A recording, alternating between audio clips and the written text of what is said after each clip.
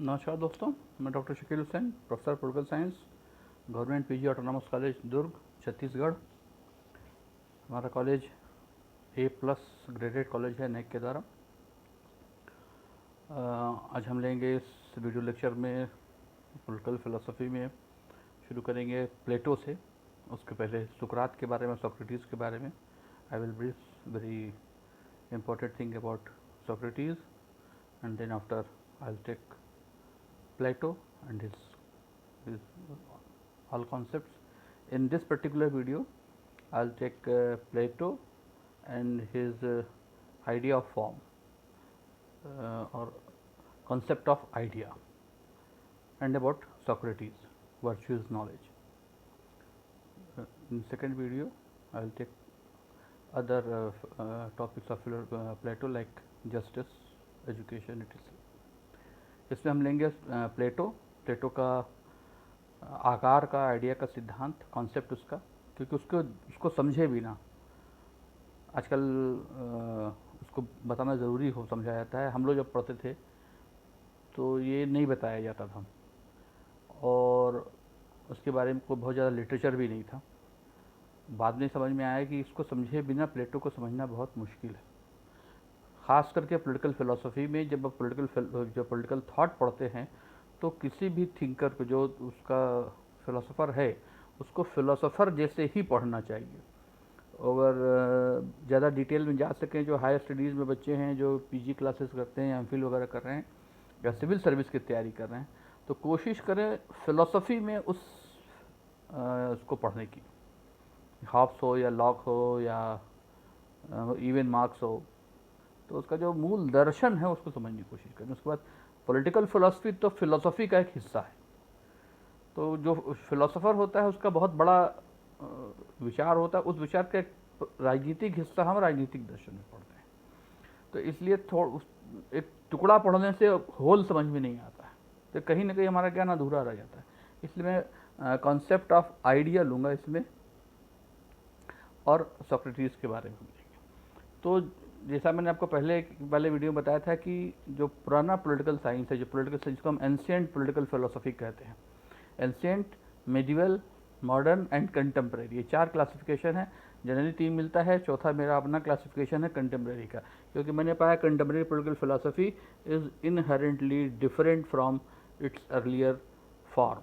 Political science जो पुराना है और जो 20वीं शताब्दी का पॉलिटिकल साइंस है, इवन पॉलिटिकल थ्योरी भी है, वो पुरानी पॉलिटिकल थ्योरी से क्वालिटेटिवली डिफरेंस है, दोनों में अंतर है। तो इसको कंटेम्प्रेरी या सामयिक राजनीतिक चिंतन कहना 20वीं शताब्दी के राजनीतिक चिंतन को ज़्यादा अच्छा होता है। तो यूनानी राजनीतिक चिंतन, आप एक मोटे तौर पर ये भी समझ लें कि when we call Greek political philosophy, then it doesn't mean it is this being started from Aristotle or Plato or Socrates. It is far behind Thales, Parmenides, मतलब प्लेटो से और सुकरात से पहले का जो दर्शन है, यूनानी राजनीतिक दर्शन, it is more rich than Plato and Aristotle. लेकिन चूंकि इनका हम पॉलिटिकल फिलोसफी पढ़ रहे हैं, फिलोसफी नहीं पढ़ रहे हैं, पॉलिटिकल फिलोसफी पढ़ रहे हैं, तो ग्रीक फिलोसफी में जो पॉलिटिकल फिलोसफी का हिस्सा है वो ज़्यादा से ज़्यादा, जब सबसे पुराना जाएंगे तो हम सुकरात से चालू होता है। सुकरात ने भी सच पॉलिटिकल फिलोसफी नहीं दिया, उसने फिलोसफी ही दिया, लेकिन उस फिलोसफी को जो पॉलिटिकली एक्सटेंट करना, उसको राजनीतिक अर्थ के रूप में विस्तार देने का काम उसके शिष्य प्लेटो ने किया। तो इसलिए हम सुकरात को भी उसमें ले लेते हैं। लेकिन सुकरात के पहले का जो यूनानी दर्शन है उसमें राजनीतिक चिंतन का अभाव है। तो हम जब राजनीतिक चिंतन पढ़ते हैं, राजनीतिक दर्शन पढ़ते हैं, इसलिए हम सुकरात से शुरू करते हैं या प्लेटो से शुरू करते हैं। तो ज़्यादातर सिलेबस में सुकरात नहीं होता है, सिविल सर्विस और नेट में शायद है, लेकिन ज़्यादातर कॉलेजों के या यूनिवर्सिटी के उसमें सोक्रेटिस बहुत कम जगह पर है। प्लेटो से ही शुरू होता है, लेकिन प्लेटो से शुरू करने के लिए भी हमको सोक्रेटिस को समझना ज़रूरी है। अब सोक्रेटिस पे हम आते हैं कि सोक्रेटिस इतना इम्पोर्टेंट क्यों है। सोक्रेटिस को कहा जाता है, सुकरात को कहा जाता है कि अपने समय का या सर्वकालिक सर्वाधिक बुद्धिमान व्यक्ति है। उस समय वहाँ एक मान्यता थी, एक देवी थी यूनान की, डेल्फी की भविष्यवाणी थी कि सुकरात नाम का व्यक्ति जो सबसे बुद्धिमान व्यक्ति होगा। तो जब और सुकरात इतना ज़्यादा लॉजिकल था और अधार्मिक प्रवृत्ति का था, यानी कि वैज्ञानिक प्रवृत्ति का था, कि जब उसको ये पता चला कि हमारे बारे में लोग ये मानते हैं, क्योंकि सुकरात लोगों से उसका जो शैली थी, संवाद शैली थी, वो सच दूसरे के मुंह से निकलवाता था, वो बात करता था, तर्क करता था, बहस करता था और आपको सच्चाई तक पहुंचा देता था, तो सुनने वाला उससे संतुष्ट हो जाता था, तो ज़्यादातर तर्क में वो जीतता था। तो जब सुकरात ने डेल्फी की भविष्यवाणी के बारे में सुना कि ये हमारे बारे में भविष्यवाणी है कि हम जो है सबसे बुद्धिमान आदमी हैं, तो वो कई तर्क जानबूझ के हार जाता था कि लोग हमको सबसे बुद्धिमान आदमी न समझे। तो वो ये कहता है, उसका बहुत मशहूर कथन है कि one thing I know that I do not know, मैं केवल एक बात जानता हूँ कि मैं कुछ नहीं जानता। तो ये उसकी हम्बलनेस थी, ये उसकी उदारता थी कि इतना बुद्धिमान व्यक्ति बोलता था कि मैं कुछ नहीं जानता। अब उसका जो मूल बात है, जो उसकी कही, virtue is knowledge, virtue is knowledge, इसको हिंदी में कहते हैं सद्गुण ही ज्ञान है। अब ये वर्च्यू क्या है, ये इनफैक्ट बहुत तो बोलता हूँ तो मुझे भी, मैं एमए में था तो बहुत ज़्यादा समझ में नहीं आया था वर्च्यू क्या है। वर्च्यू इसलिए मुझे समझ नहीं आया था कि मैंने फिलॉसफी नहीं पढ़ी, पॉलिटिकल फिलॉसफी पढ़ा। वर्च्यू समझने के लिए थोड़ा सा दार्शनिक प्रवृत्ति या दार्शनिक के तरीके का से समझना उसको जरूरी है। आपको इसके पहले वाले वीडियो मैंने थोड़ा सा समझाया उसको कि फिलॉसफी में क्या होता है, और फिलॉसफी में किसी भी विचार का, आइडिया का या इवन पदार्थ का, क्योंकि दर्शन में 3 हिस्से होते हैं, तत्व ज्ञान, तत्व मीमांसा, ज्ञान मीमांसा, और उसमें एक तीसरा होता है अंटोलॉजी। तत्व मीमांसा मतलब पदार्थ मीमांसा, ज्ञान मीमांसा, ऑन्टोलॉजी मतलब तत्व मीमांसा, यानी कि उसको सत्ता मीमांसा बोलते हैं। सत्ता मतलब पॉलिटिकल पावर वाला सत्ता नहीं, सत्ता मतलब एग्जिस्टेंस, जिसको हम 3 डायमेंशनल कहते हैं ना, वो चारों तरफ का व्यू दिखाई दे। तो कोई भी चीज़ हमको सामने से दिख रही है, पीछे से नहीं दिख रही है। अब पीछे से दिखने के लिए आपको क्या करना है, चारों तरफ घूमना पड़ेगा। आजकल सिनेमा में देखते हैं कि हीरो फ्रीज हो जाता है बीच में और फिर वो कैमरा घूमता है 3 डायमेंशनल, 4 डायमेंशनल। तो वो हुआ उसका चतुर्दिक ज्ञान, चतुष्कोणीय ज्ञान। ये जो चतुष्कोणीय ज्ञान है, ये तो संभव नहीं है सामने से दिखाई देने से, तो आपको ज़्यादा से ज़्यादा 3 एंगल से दिख सकते हैं, लेकिन ये सर के पीछे तो हमारे सामने से नहीं दिख रहा है। उसके तो आपके लिए आपको पीछे आईना लगाना पड़ेगा, कोई दूसरे उपक्रम करने पड़ेगा, कोई तकनीकी लगानी पड़ेगी। तो ये जो उसका चतुर्दिक ज्ञान है, वो एंटोलॉजी पढ़ते हैं, सत्ता मीमांसा। तो जब ये इस लेवल का थॉट होता है तो उसको कहते हैं दर्शन, उसको कहते हैं सुकरात ये कहता है कि जो दिखाई दे रहा है वह सच हो जरूरी नहीं, उसका एक मूल स्वरूप है, वह मूल स्वरूप ही ज्ञान है। इसको भारतीय दर्शन में प्रज्ञा कहा गया है, कि उसको रिवेलेशन कहा जाता है, मतलब अंतर्दृष्टि से उसको देखना, प्राप्त करना, जैसे समाधि में चले जाना, भारतीय परंपरा में ऐसा हुआ। तो वर्चू जो है, इसको प्लेटो कहता है कि आत्मा का आंतरिक गुण है। कोई बहुत अच्छा डॉक्टर होता है, कोई बहुत बड़ा अच्छा इंजीनियर होता है, कोई बहुत अच्छा संगीतज्ञ होता है, बहुत वैज्ञानिक लोग, जैसे अकबर था, वो कभी किसी स्कूल में नहीं गया था, लेकिन इतना बड़ा शासन चलाया उसने। बहुत सारे दूसरे शासक थे, चाणक्य, चंद्रगुप्त, मैंने ये सब चीज़ इनके बारे में कहा जा सकता है कि ये वही काम के लिए पैदा हुए थे, क्योंकि उसी को सबसे अच्छे तरीके से उन्होंने किया। जो 3 इडियट वाला आइडिया है कि आप जो कुछ बनना चाहते हैं और जो कुछ है, हो सकता है दोनों में डिफरेंस हो। जैसे फिराक गोरखपुरी, उर्दू के महान शायर, वो इंग्लिश लिटरेचर के प्रोफेसर थे, पढ़ाई उन्होंने तो अंग्रेजी साहित्य की थी, और नाम किसमें कमाया, उर्दू साहित्य में कमाया। हरिवंश राय बच्चन, वो भी अंग्रेजी साहित्य के प्रोफेसर थे, अब मधुशाला किसमें लिखा उन्होंने, यानी कि उनके अंदर जो मौलिक प्रतिभा थी वो हिंदी साहित्य वाली प्रतिभा थी। आप देखते हैं जितनी तकनीकी शब्दावली मंत्रालय सचिवालय की, उसमें से ज़्यादातर हरिवंश राय बच्चन की बनाई, यानी कि वो प्रोफेसर अंग्रेजी के थे, लेकिन ज्ञान उनका किस में था। तो ये है वर्चू, जो वर्चू है आपके अंदर है, ये बाहर नहीं है। और सुकरात ये कहता था कि वर्चू का, उस समय सोफिस्ट होते थे, सोफिस्ट लोग क्या करते थे कि आजकल के ट्यूटर जैसे होते थे, कि आपको पैसा लेके वो बनाएंगे जो आप बनना चाहते हैं। तो वो उसको बोलते थे सोफिस्ट। वो बाहर से लोग आते थे, ट्यूशन देते थे, किसी को नेता बनना है, किसी को उसमें भाषण कला का, स्पीच का, अच्छा ओरेटर बनने का बड़ा चलन था। जो अच्छा, जितना अच्छा ओरेटर होता था उतना अच्छा नेता होता था। तो वो उसको वो बनाते थे। वो किसी को सैनिक अच्छा बनाते थे, पहलवान अच्छा बनाते थे। यूनान तो पहलवानी के लिए, बॉडी बिल्डिंग के लिए मशहूर था। तो सुकरात कहता है कि ये गलत है, ये वर्चू के हिसाब का ज्ञान नहीं है, ये फिजिकल टेलर मेड पर्सनालिटी है। जैसे आजकल के हीरो को देखते हैं, पहले हीरो संजीव कुमार जैसे भी होते थे, जो बहुत अच्छे कलाकार थे, लेकिन आजकल हीरो बिल्कुल ऐसे लगता है किसी मशीन से निकल के आ रहे हैं। सिक्स पैक, ऐब, लंबा चेहरा, बलिष्ठ शरीर, अच्छा डांस भी आना चाहिए, अच्छा फाइटिंग भी आना चाहिए। तो ये जो इंग्रेडिएंट वाली पर्सनालिटी है, ये मिला के ये बनेगा।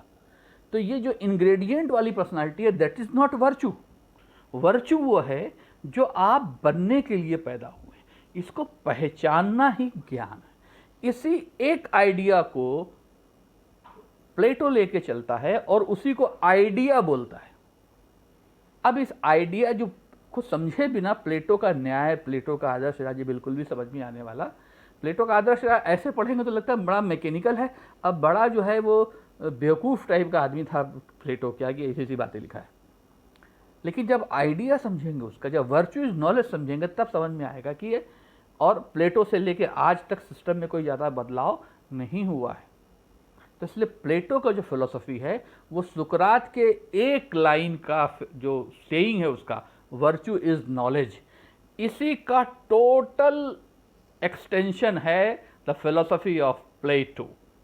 28-32 किताबें, 45 किताबों का जिक्र मिलता है, लेकिन बहुत सारी मानी जाती है कि उसके नाम से लिखी गई हैं, लेकिन उसकी नहीं है। जो उपलब्ध हैं, करीब 32 किताबें उपलब्ध हैं उसकी, डायलॉग बोलते हैं उसको।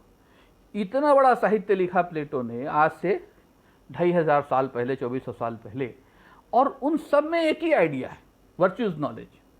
कि किसी किताब में किसी और तरीके से मिलेगा, किसी किताब में किसी और तरीके से मिलेगा।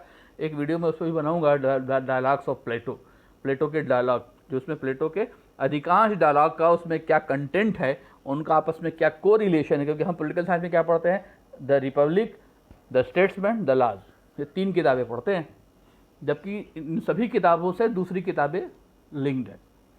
तो प्लेटो को समझने के लिए सुकरात का वर्चुअस नॉलेज, जो वर्चू का मतलब होता है आत्मा का आंतरिक गुण, जो आप BA स्टैंडर्ड के बच्चे को सीधा सपाट समझना है तो ये समझ सकते हैं कि मनुष्य के आत्मा के आंतरिक गुण को ही वो बोलता है सुकरात सद्गुण। सद्गुण मतलब हिंदी में सही अर्थ नहीं निकलता है वर्चू का। वर्चू का सही ट्रांसलेशन सद्गुण नहीं है। सद्गुण का मतलब होता है अच्छा गुण। वो अच्छा बुरा की बात नहीं करता, वो कहता है वर्चू आपके अंदर जो है दैट इज प्योर और that is knowledge and it has to be recognised by you. ये it has to be recognised by you, ये कहता है प्लेटो। अब यही, इसी को सिद्ध करना प्लेटो का न्याय है। जो प्लेटो का हम जब न्याय पढ़ाएंगे तो आपको बताएंगे। अब प्लेटो पे आते हैं। प्लेटो का जो पीरियड है, टाइम है, वो 427 BC से लेकर 346 BC, यानी 427 बिफोर BC टू 346 BC, ये उसका समय है। जो अर्नेस्ट बार्कर, जिन्होंने ग्रीक पॉलिटिकल थ्योरी बेस्ड किताब है प्लेटो को समझने के लिए। प्लेटो और अरिस्टोटल, इतनी मोटी किताब है, बहुत पुरानी किताब, क्लासिक है अपने आप में, वो खुद किताब भी क्लासिक है और हिंदी अंग्रेजी दोनों में अवेलेबल है। हिंदी के पाठक को बहुत धैर्य चाहिए पढ़ने के लिए कि 1100 पेज की किताब में केवल 2 फिलोसोफर हैं, तो आप समझिए कितना एक्सटेंशन होगा उसके बारे में। लेकिन वो मतलब प्लेटो के बारे में कुछ और पढ़ने की ज़रूरत नहीं है अगर आप बार्कर की ग्रीक पॉलिटिकल थ्योरी पढ़ते हैं तो उन्होंने का दिया हुआ टाइम फ्रेम बता रहा हूँ, 327 से 427 से 346। अब जो प्लेटो का लाइफ है, इस प्लेटो के लाइफ में 2 चीज़ें बहुत इंपॉर्टेंट हैं। एक तो सुकरात ने जो कुछ कहा उस समय के लोग उससे खुश नहीं थे और अंततः उसको मृत्युदंड दे दिया गया। दुनिया जानती है कि सुकरात को मृत्युदंड दिया गया। अब सुकरात के मृत्युदंड को देने से इसका बहुत ज़बरदस्त इम्पैक्ट पड़ा प्लेटो के थॉट प्रोसेस पर, प्लेटो के चिंतन प्रणाली पर। उसको लगा कि ये जो राज्य है, जो राज्य हमें दिखाई दे रहा है, ये राज्य का शुद्ध रूप नहीं है। यहाँ ज्ञान का कोई कीमत नहीं, ज्ञान की कोई कीमत नहीं है, ज्ञानवान को मृत्युदंड दे दिया गया। अब ज्ञानवान को मृत्युदंड क्यों दे दिया गया? क्योंकि जो दंड देने वाले लोग थे, जिसमें उसका मामा भी शामिल था, जो 30 लोगों की जिस 30 लोगों का आतंक का राज्य बोलते हैं कि 30 लोगों का शासन था, उस 30 लोगों में उसके रिश्तेदार भी थे। और उन्होंने आरोप लगाया कि तुमने, क्योंकि देखिए किसी के ऊपर आप कोई आरोप लगाएं तो आरोप गलत भी साबित कर सकता है आपका आरोप, लेकिन आप किसी के ऊपर आपने ये आरोप लगा दिया कि तुमने भगवान के बारे में बुरा कहा, वो कैसे साबित करेगा? क्योंकि जिसके बारे में बुरा कह रहा है वो तो बता नहीं सकते आकर के कि हमारे बारे में बुरा कह रहा है। तो वो उस समय भी वही फार्मूला था, उस समय भी उसके ऊपर आरोप लगाया गया कि ये धार्मिक, उसने कुछ गलत बातें कही हैं, देवियों के देवताओं के बारे में किया है, और उसके ऊपर मुकदमा चलाया गया और उसको मृत्युदंड दे दिया गया, जो बहुत सहर्ष उसने स्वीकार कर लिया, माफ़ी नहीं मांगी उसने, सुकरात ने, इसलिए वो अमर हो गया। इसका प्लेटो के चिंतन में पड़ा कि ज्ञान, अज्ञानी लोग थे, इनको ज्ञान की तमीज़ नहीं थी, इसलिए ज्ञानवान को इन्होंने मार दिया। और वो ज्ञान क्या था? वो ज्ञान वर्च्यूज नॉलेज था, आत्मा के आंतरिक गुण को, क्योंकि शासक थे ये रेडीमेड थे, ये सोफिस्टों ने बनाए थे, ये पैसा देकर के शासन कला सीखा था, इन्होंने भाषण देना सीखा था, इन्होंने संगीत सीखा था, इन्होंने जो जितनी विधाएं थी ये बाहर से सीखा था, इनके आत्मा के आंतरिक गुण के अनुकूल नहीं था। इसी को लेकर के चला प्लेटो अपने पूरे चिंतन में। जो दूसरी घटना थी, सिसिली, अब इटली में पड़ता है, इटली के पास पड़ता है, वो टापू था यूनान के पास। सिसिली में एक और सज्जन थे जो बड़े मशहूर थे, और हिंदुस्तान के क्या दुनिया का हर बच्चा जानता है जो 8वीं 10वीं तक पढ़ा हुआ है। उनका नाम है पाइथागोरस। पाइथागोरस अब सब जानते, सब समझ गए होंगे सुनने के साथ। पाइथागोरस कौन था? गणितज्ञ था, बीज गणित में पढ़ते हैं उसको, पाइथागोरस का अलजेब्रा में। तो पाइथागोरस से मिला वो सिसिली में वो, और सिसिली इसी दौरान उसने ज़्यादातर किताबें भी लिखी, बहुत सारी किताबें लिखी। पाइथागोरस का बहुत ज़्यादा इम्पैक्ट पड़ा प्लेटो के ऊपर। और पाइथागोरस क्या था? गणितज्ञ था, तो उसके ऊपर बीज गणित और रेखा गणित का बहुत गहरा प्रभाव पड़ा था। किसके ऊपर? प्लेटो के ऊपर। और यूनान जो है उस समय का दर्शन, देखिए गणित की पैदाइश भी दर्शन से होती है। अब इसमें जाऊंगा तो 1 घंटे का वीडियो बन जाएगा और मूल विषय से भटक जाऊंगा। उस समय का जो इंडक्टिव और डिडक्टिव मेथड था वही आज तक चलता है। अगर आप एक प्रेमाइस मान लेते हैं, सभी दरवाजे खिड़कियां हैं, कुछ खिड़कियां उड़ते भी हैं, तो मानना पड़ेगा कि कुछ दरवाजे भी उड़ते हैं। ये पद्धति तब की है, ये आप रीजनिंग में पढ़ते हैं, बैंकिंग वगैरह के एग्जामिनेशन में देते हैं, इसको प्रेमाइस बोलते हैं, आधार वाक्य। इसको सही मान लिया, नतीजा भी सही मानना पड़ेगा। ये मान लिया कि आत्मा में 3 गुण होते हैं, प्लेटो की निर्णय से भाग नहीं सकते, सारे निर्णय उसके मानने पड़ेंगे। तो उसने एक प्रेमाइस माना। वो प्रेमाइस क्या था? Virtue is knowledge. नॉलेज कहाँ है? हमारी आत्मा का आंतरिक गुण है। ये और पक्का हुआ पाइथागोरस से मिलने के बाद, जो गणित का ज्ञान उसका हुआ। तो ये 2 चीजें प्लेटो के थॉट प्रोसेस में, पूरे थॉट प्रोसेस में आपको दिखाई देगी। अब हम आते हैं इसमें, सिसिली में के बाद वो सिराकूज गया। सिराकूज में उसने, उसका जो फिलॉसफी था रिपब्लिक वाला, जो आइडियल फिलोसोफर किंग, दार्शनिक, राजा को दार्शनिक बनाने का, वहाँ पर वो फेल हुआ। वो यानी कि जिस डायनोसियस को वो दार्शनिक राजा बनाना चाहता था वो नहीं बना पाया, या वो बन नहीं पाया। फिर उसका विचार चेंज होता है, दलाज में आते आते रिपब्लिक के विचार चेंज हो जाते हैं, वो हम आपको अगले वीडियो में बताएंगे। तो अब हम आते हैं यहाँ पे, सुकरात हो गया, वर्च्यूज नॉलेज हो गया। वर्च्यू मतलब आत्मा का आंतरिक गुण, उसी को पहचानना ही ज्ञान है। इस सूत्र वाक्य को प्लेटो ने लिया और उसकी श्रद्धा हो गई इस बात पर, और उसको लगा कि यही असली दर्शन है, यही ज्ञान है, इसी ज्ञान को आगे बढ़ाना है, और इस ज्ञानवान का शासन होने से ही मानवता का कल्याण होगा। इसीलिए बोलता राजा को दार्शनिक होना जरूरी है। अब यहाँ पर यही वर्च्यूज नॉलेज, यही कन्वर्ट होता है प्लेटो के आइडिया में, जो दर्शन शास्त्र पढ़ाया जाता है। जो प्लेटो का idea of Plato is the purest form of thinking, is the purest form of your soul, your identity, your embodiment। आपके अस्तित्व का सबसे शुद्ध रूप जो है वह आइडिया है। यह आइडिया मतलब जैसा आइडिया हम समझते हैं कि मतलब कोई विचार, वो विचार की बात नहीं, वो आइडिया कुछ भी हो सकता है। वो आपके आत्मा के आंतरिक गुण को ही समझ लीजिए कि वो आइडिया क्या है। ये प्योरेस्ट फॉर्म क्यों होता है? जैसे एक कोई कलाकार है, जैसे मान लीजिए कि जैसे उस समय चिकित्सक भी एक कलाकार ही माना जाता, चिकित्सक सिखाया जाता था। अभी से MBBS जैसे पढ़ाई नहीं होती होगी, तो कहते अगर चिकित्सक एक कलाकार, वो सेफालस के का आर्गूमेंट जो न्याय का अगले वीडियो में बताऊंगा आपको, जब न्याय पढ़ाऊंगा तो उसके आर्गूमेंट में ये बताता है कि अगर कलाकार है, चिकित्सक यानी डॉक्टर मान लीजिए कलाकार है, तो हर कला का इधर स्वॉर्ड होता है, यानी कि दोनों तरफ से काटता है। वो कला का अच्छा गुण भी होता है, कला का बुरा गुण भी होता है। जैसे कोई पदार्थ ही ले लीजिए, जैसे चाकू है तो आप किसी से उसकी हत्या भी कर सकते हैं और सब्जी भी काटते हैं, काम आता है। तो उसी दवा से, उसी मेडिसिन से चिकित्सक किसी की जान बचाता है, उसी मेडिसिन से किसी को मार भी सकता है वो। तो वो it depends on the if it is an art, then it depends on the mastery of the artist। कलाकार की कला की निपुणता पर निर्भर है कि वो कितने कलात्मक तरीके से उस कला का प्रयोग करता है। यानी कि ये जो कलात्मकता है, ये क्या है? That is virtue. अगर वह डॉक्टर ही बनने के लिए पैदा हुआ था तो बहुत अच्छा डॉक्टर बनेगा, लेकिन वो इंजीनियर बनने के लिए पैदा हुआ था, उसका वर्च्यू इंजीनियर का है, लेकिन उसको बनाया गया डॉक्टर है तो वो बुरा डॉक्टर बनेगा।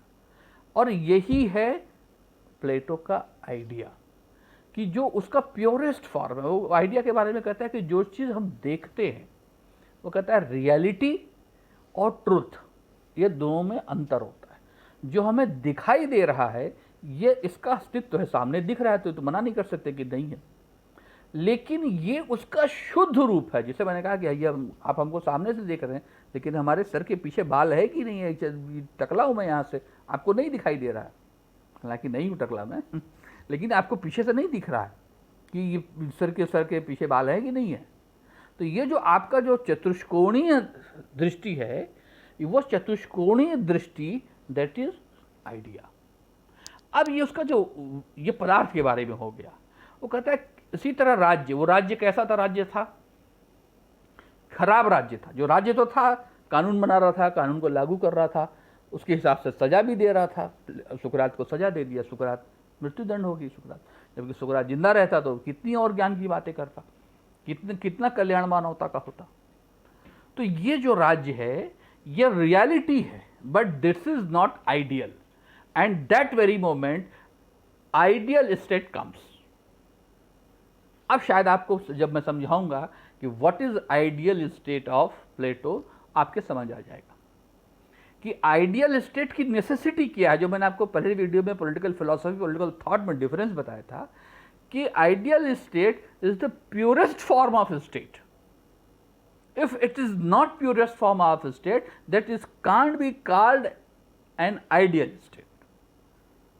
स्टेट तो सब है, लेकिन आइडियल स्टेट का मतलब कोई एक ऐसा राज्य नहीं वो देना चाहता है कि जिसमें कि ये हो तो अच्छा राज्य हो जाए। अच्छा राज्य देने से प्लेटो का, अच्छा राज्य देने से अरस्तु का है पर्पज, लेकिन प्लेटो का अच्छा राज्य देने से पर्पज नहीं है। प्लेटो का प्योर राज्य देने से, जिसमें कोई मिलावट ही ना हो, शुद्ध हो, that is why idea of Plato is called utopian idea. ये पॉसिबल नहीं है, ये ऐसा आदर्श राज्य तो संभव नहीं है। लेकिन प्लेटो फिलोसोफर था, उसको सुकरात की मृत्यु से कष्ट था, तो उसने कहा कि ये आइडिया जो है, जो purest form of the soul है, ये हर जगह अप्लाई होता है। ये राज्य में अप्लाई होता है, व्यक्ति के ऊपर अप्लाई होता है, और इसी को लेके वो आगे बढ़ता है। तब वो आदर्श राज्य का चिंतन आता है। उस आदर्श राज्य में प्लेटो में क्या क्या हम पढ़ेंगे, क्योंकि में सामान्यतः क्या क्या पढ़ा जाता है। आइडियल स्टेट, अब कोई भी आइडियल स्टेट आइडियल तभी होगा जब उसमें जस्टिस होगा, जब उसमें न्याय होगा। अब न्याय कैसे मिलेगा? उसके दो रास्ते वो देता है, पॉजिटिव एंड नेगेटिव।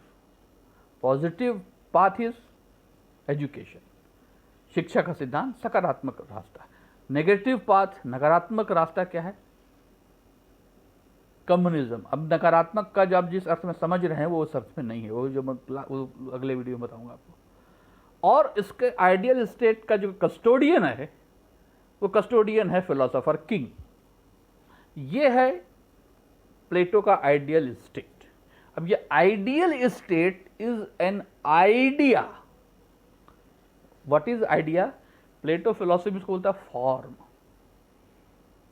और फिलोसफी में तो पूरा चैप्टर ही बन जाता है पूरा इस पर, फॉर्म पर। ये जो प्लेटो का आइडिया है ये एम्बॉडीमेंट होता है, इसका अवतरण अवतार जैसे लेता है किसमें?